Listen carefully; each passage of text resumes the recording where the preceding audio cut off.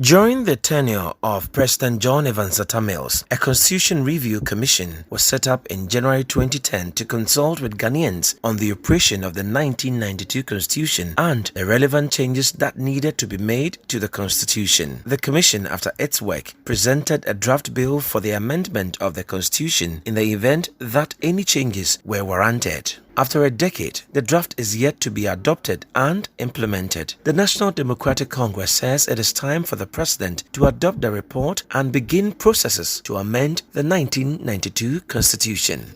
President Nana Addo Akufo-Addo, at a meeting with the Ghana Anti-Corruption Coalition, stated that he had no interest in implementing the recommendations of the CRC because the process of reviewing the Constitution was flawed. The technical committee is afraid that the President's position cannot be correct on both counts. This matter has been determined by the Supreme Court. We would urge His Excellency the President to accept the interpretation of the Apex Court, that the Supreme Court, as the correct interpretation of the Constitution and the law, and proceed to urgently activate the processes for the early implementation of the constitutional reforms as set out by the Constitutional Reform Committee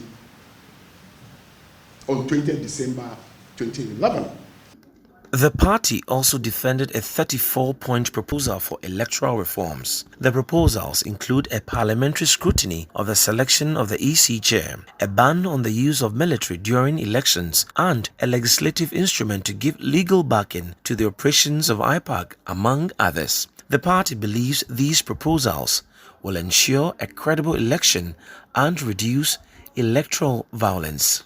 Under election security, they identified problems with immediate post-ballot conflict resolution. There is a problem there. The lack of consolidated election security law. And then the need for the amendment of the laws that govern the prosecution of election-related offenses, and then the need for the establishment of special post-election adjudication courts with special processes and procedures which are different from our normal high court processes. The people we met simply stated that the military must not be deployed in civilian elections under any circumstances whatever. They also proposed that the legal and technical subcommittees of the IPAC should be revived when the IPAC is restructured and becomes fully functional. They indicate if official legislative backing for IPAC proves difficult, MP, a number of MPs, should sponsor a private members' bill to that effect.